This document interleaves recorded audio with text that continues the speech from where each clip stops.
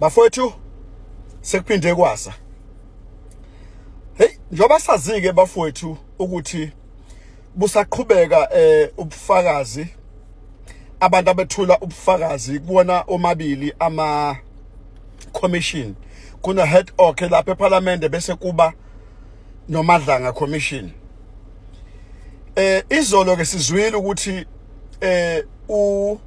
kunalama phoyisa lawa u2 o constable laba u2 abafihliwe abahleze endaweni yokuphepha ngenxa yokuthi abaphephile futhi labo lokhuzana laba abafakaza lapha yilaba abayingxenye ye-task team. So ke babizwa babizwa ngama alphabet, babizwa ngo witness A no B no X. So izolo ke sizwile ukuthi omunye wabo uveze lapho khona ukuthi uSibiya uShadrack Sibiya unokuzwana unobudlelwane no Malema no Julius Malema ongumholi we EFF. Okay, so ke sisazolalela ukuthi ubudlelwane bahamba bufike phi, ngoba mina nje ngangisamangela ukuthi ngalesikhathi kubuzwa imibuzo uShadrack Sibiya wayengekho nhlobo ulokhuzana uJulius Malema, ngalesikhathi kuphenywa imibuzo kufakwa imibuzo kuShadrack Sibiya wayengekho. Okay ke kodwa ke angikuboni kakhulu kungabe inkinga, ngoba umuntu nomuntu unelungelo lokuthi engaba nabantu axhumana nabo, kodwa uma senixhumene seninobumngani ngokwenza izinto ezironge ezubugebengu, yilapho khona eqala khona ibe khona inkinga. Ungaba nomngani okunye ke futhi ke nikhumbula ukuthi uma kuukuthi umnumzana Malema njoba eyikhiphile nje ngothi unobudlelwane, hayi lapho ke ngiyamvuma lapha impela, ngiyamsalutha lapho uma ukuthi ngoba uzikhiphe ngoba azi ukuthi unobungani nalo. Kuzobe niyakhumbula bafowethu ukuthi kwizondo commission kwenzakalani.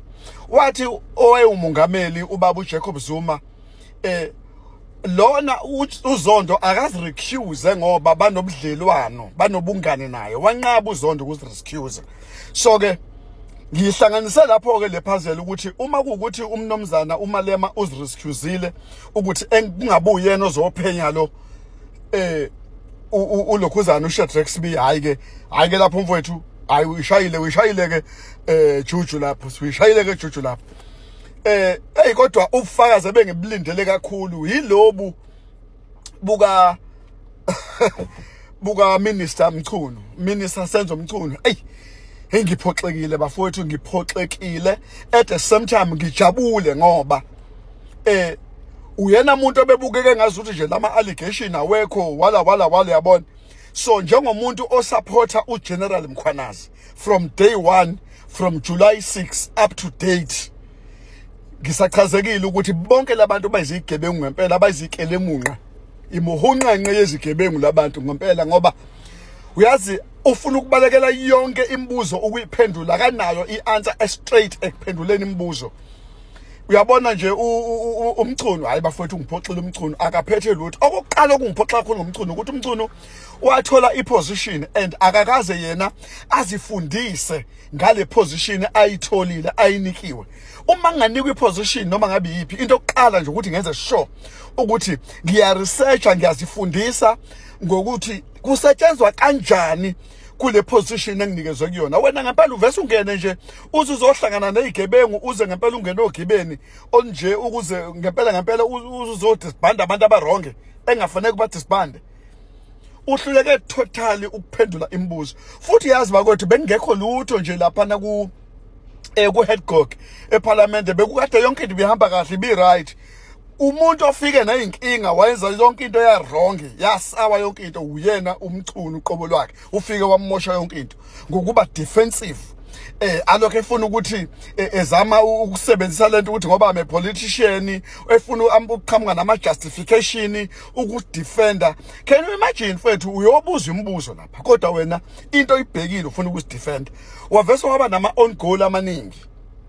So ke sisazoke silaleleke ngoba manje silalela ngala siphinde silalela ngala ukuthi ngivelani ngala kuvele ngala.